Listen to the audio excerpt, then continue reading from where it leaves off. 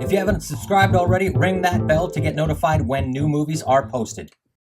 Chris Young here from HomeKit Geek. Just a little reminder, as with all my videos, there are Amazon affiliate codes within the video details if you're considering purchasing these or any of the other products that I review. Really help me out. Thanks. Today, we're coming to you with a kind of a special off cycle because something meaningful, something important happened that I discovered and I wanted to share it with you guys. And that is the Amazon Echo Evolved. I don't know when this happened. I haven't seen anybody else report on it yet. Maybe I just missed it. Maybe, I don't know, I was asleep. But this is a big deal because this is really a step forward in Amazon's quest to actually become what I would call a real smart home hub. So they did release the Amazon Echo Plus, which is a Zigbee-based hub, and you've been able to pair things like light bulbs to it for a while. That's not a big deal. The main drawback of this was, though, that you could not do any trigger-based scenarios. So you had routines.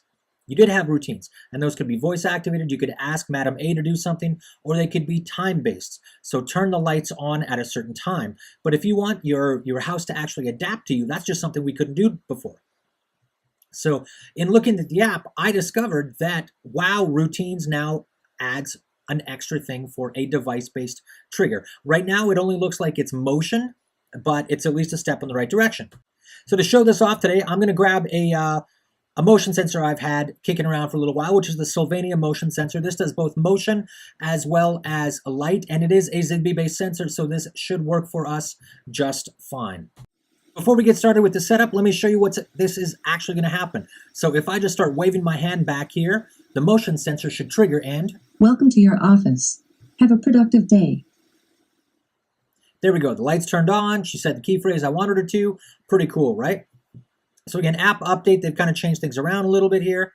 But we're just going to go straight over to the smart home controls, and we're going to add that Sylvania motion sensor into Madam A's database. So we're going to say add device. It's going to ask us what kind of device we're going to add. I'm going to click on the question mark here because that's where I found the help for this before. And they've given us, they've even updated the help a little bit. You want to add a Zigbee device? Okay, cool. Connect it to my Echo Plus or Echo Plus Gen 2. And if I scroll down the list, we've always had plugs, we've always had lights. But scrolling down to the bottom, we now have a new category, which is connect sensors. And according to this, we can connect contact as well as motion sensors. So I haven't tried any contact sensors yet, but I will be trying this with the Sylvania motion sensor, which I just happen to have kicking around here. Apparently, we can do this with the Philips Hue motion sensor as well, which is kind of cool.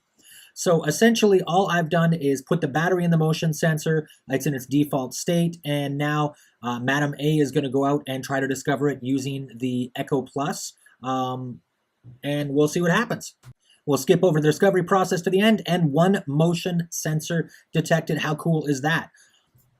But this is only part of it, right? Motion sensors, it's great that I can connect a motion sensor, Zigbee-based motion sensor only, not Z-Wave, you know, that kind of thing. It's great that I can connect that to Madam A now. Awesome. My Echo is connected. But that's not really enough. I also need to be able to create routines off that.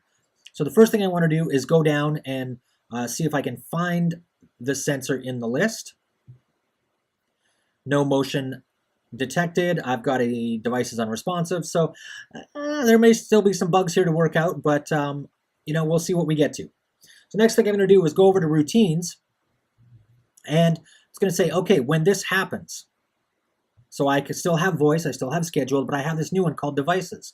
And when I first saw this, I could see here that I've got my Ring devices, which are already in here as well, which is kind of nice. So when my my doorbell or floodlights, those kick itself off, there's a motion event detected by those, I can get it to do something. So now that I've got that, I've also got my action that I want to take, and I can take multiple actions. I can change the volume of my Amazon Echo devices if I want to. I can go in and make Madam A say phrases, anything like that, custom phrases. So I can make her say pretty much whatever I want, good morning, all those kinds of things. I've got calendar, messaging, music, or there's the one that I'm most interested in, which is the smart home. So I can control a device, I can control a group of devices, or I can kick off a scene. So in this case, I want to control a group of devices, which is going to be my office. And I want to make sure that they power on. So everything in here is just going to power on, right? Obviously, it's not granular yet. I can't say turn on some lights, but not others. Or alternately, I guess I could create a ton of different groups, which is one of the powers, one of the good things the flexible things I like about Madam A and the whole Echo ecosystem, their smart home approach, is that I can create as many groups as basically I want and put as many devices in them as much as possible.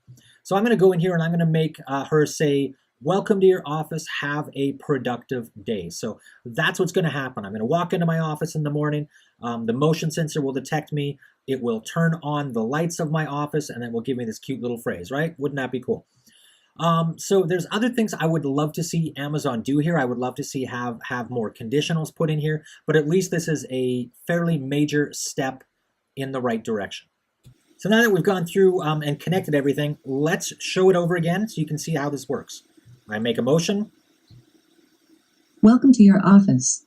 Have a productive day. She says some words. So what do you guys think? Is this a big deal for you?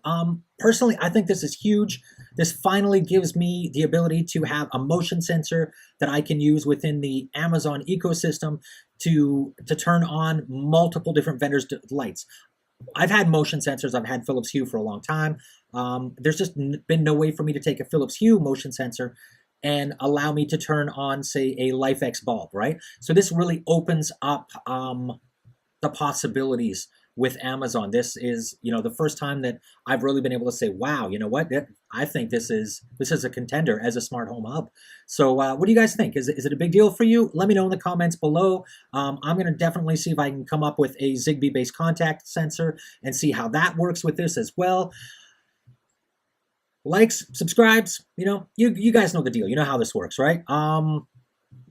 Share, ring the bell, if you want to see the videos, and if you want to learn how to make your house a little smarter using Apple HomeKit, definitely check in the video notes below. There is a Udemy course coupon in there, and based on this, I might just have to put together an Amazon course as well. If you guys would like to see that, also let me know in the comments below. I would love to hear what you guys think.